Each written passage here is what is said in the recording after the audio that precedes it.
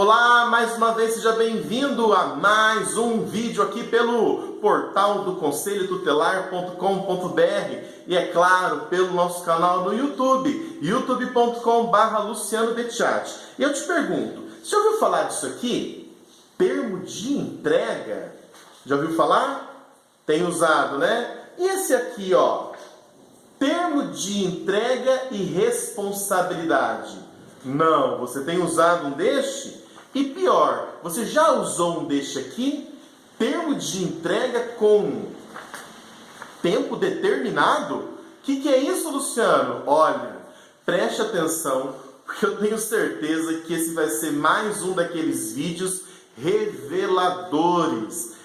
Lá no canal do YouTube tem vários, né? Vez ou outra, algum conselheiro lá entra em contato comigo e fala assim: Luciano, eu entendi a outra coisa, agora mudei minha visão a partir de um texto teu, de um livro ou de um vídeo do seu canal. Bom, vamos lá. Primeiro vamos deixar claro que tudo isso aqui não existe, tá? O que existe é o termo de responsabilidade. Só. Se o seu conselho tutelar tem outros termos, outras variações, essa gênese eu não reconheço. Por quê? O estatuto é muito claro ao falar qual é o nome do termo. O termo de responsabilidade, ele nasce de uma medida do artigo 101, uma medida de proteção aplicada pelo conselho tutelar a crianças e aos adolescentes. Vamos abrir? Pega o seu estatuto atualizado aí e vamos abrir lá no artigo 101. O artigo 101 tem um apelido, né? São as medidas de proteção. Deixa eu ler o caput do artigo, tá? O caput é a cabeça, é a parte de cima, o artigo ali em cima. Depois tem os incisos, né? São 9 incisos. Diz assim, ó, o caput do artigo. Verificada qualquer das hipóteses previstas no artigo 98, quer dizer, se há uma criança ou um adolescente cujos direitos estão sendo ameaçados ou violados, por quem quer que seja, pelos pais ou pelo responsável, pela sociedade, pelo Estado, ou em razão de sua própria conduta, tá? Então, se há uma criança com direitos ameaçados ou violados, vai ser aplicada a medida. Então, aí nós já entendemos que, para começar, esse tal de termo de responsabilidade não pode ser utilizado como uma semi-guarda, um tipo de guarda. Então, eu nem vou continuar lendo, eu nem vou chegar lá no termo de responsabilidade. Ó, não cheguei lá ainda, mas já vou explicar uma coisa para você. O artigo 101 diz que o termo será utilizado quando houver ameaça ou violação de direito conforme o artigo 98. Então, essa história de conselheiros tutelares colocarem crianças e adolescentes com terceiros, como se fosse uma semi-guarda. Os pais vão viajar para Bolívia, os pais vão para, sei lá, estão mudando, vão deixar com a vizinha. Aí a vizinha vieram aqui pedir um termo. Não é para isso. Nem o conselho tutelar tem essa autoridade, nem o termo tem essa utilidade. Ok? Então já deixa claro aqui. Se a pessoa vai deixar a criança ou adolescente, o filho, com alguém, deve ir em outro lugar para acessar esse documento. Não é o termo de responsabilidade que pode ser emitido pelo conselho tutelar. Deixei com a madrinha. Deixei com a vizinha com o termo de entrega e responsabilidade. Não é para isso que serve. Por quê? Porque o artigo 101 ele deixa claro, olha lá, ó, essas medidas serão aplicadas quando acontecer as hipóteses do artigo 98. Quais são as hipóteses? 2. Ameaça ou violação de direitos humanos de crianças e adolescentes. Primeira coisa já está esclarecido, ok? Deixa eu ler do começo. Vou ler de novo, vai lá. Artigo 101. Verificada qualquer das hipóteses previstas no artigo 98, a autoridade competente... achei demais isso aqui. Por quê? Quais são as duas autoridades competentes para aplicar o 101? Conselho tutelar e juiz da infância e juventude. Então você, conselho tutelar, é uma autoridade e competente. Espero que seja, não é? Olha lá, a autoridade competente poderá determinar, ó que bacana, né? Dentre dentre outras, as seguintes medidas. Aí logo a primeira é a que cria o termo de responsabilidade. Mas o termo é o final da história, porque o início da história é o seguinte, ó. Inciso 1º do 101. Você está me acompanhando aí com o seu estatuto? Espero que esteja, hein? Encaminhamento aos pais ou responsável mediante termo de responsabilidade. Então, o termo de responsabilidade é o final da medida, porque, no meu entendimento, o ato da medida é o encaminhamento aos pais. Porque se esse menino ou essa menina está com seus direitos ameaçados ou violados, talvez não estavam nem com os pais ou o responsável, não é? Então, o primeiro ato é de encaminhar aos pais. E eu penso muito nessa coisa física mesmo, né? Está comigo, está com o conselho tutelar e eu estou encaminhando aos pais com um termo de responsabilidade. Bom, Luciano, não está conosco, a criança está com os pais, mas está com direitos violados. Então, o termo de responsabilidade é o termo que vai lembrar o pai, é como se fosse uma advertência, tá? Talvez venha antes da advertência, onde no termo que eu estou encaminhando a criança ou adolescente aos pais, eu estou relembrando, eu estou alertando ou até o informando de suas responsabilidades no que diz respeito ao filho ou ao pupilo.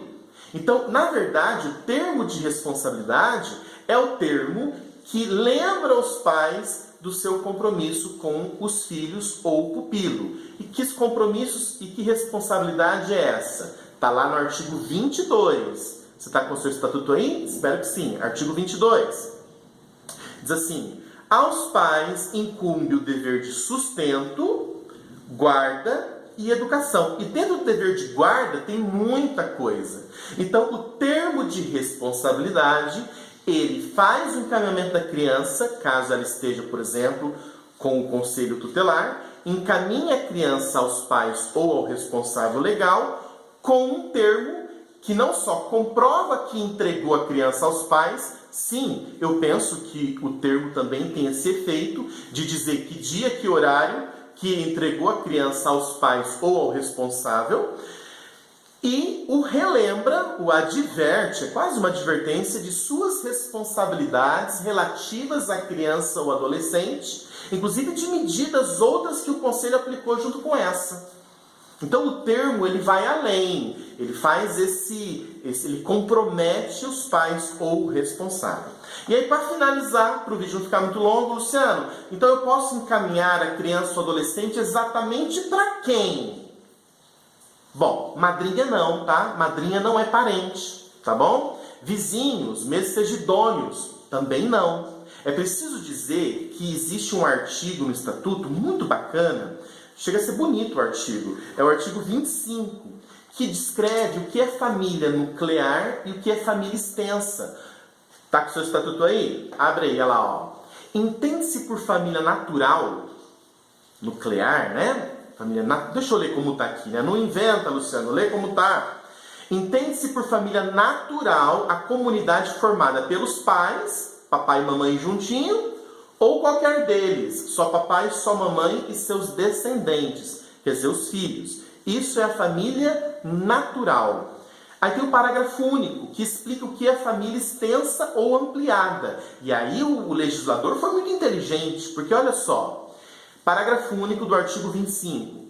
Entende-se por família extensa ou família ampliada aquela que se estende para além da unidade natural, para além da unidade papai, mamãe e filhinhos, que foi escrito em cima.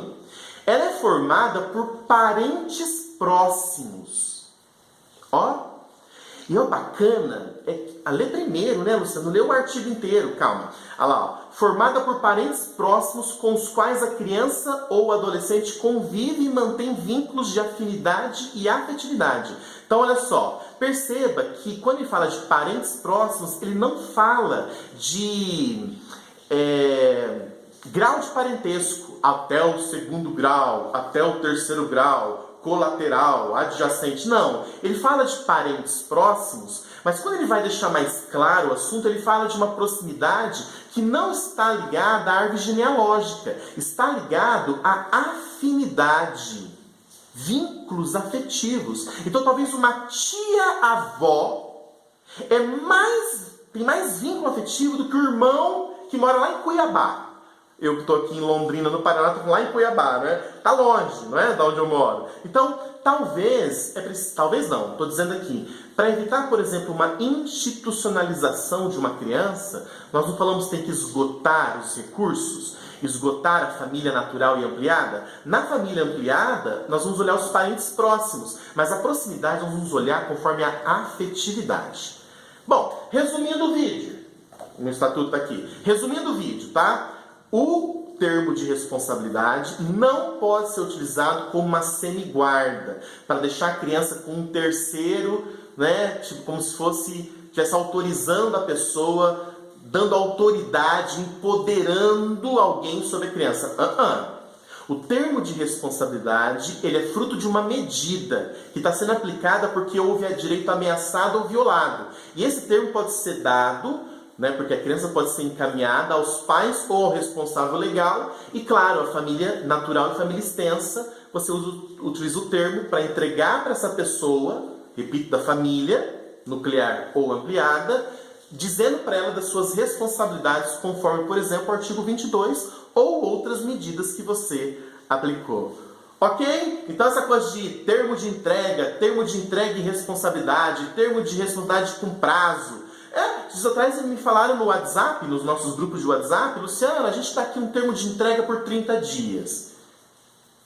Você está empoderando alguém de algo? Pode não, tá?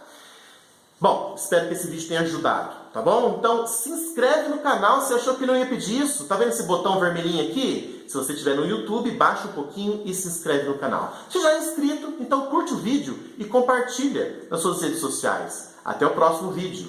Tchau!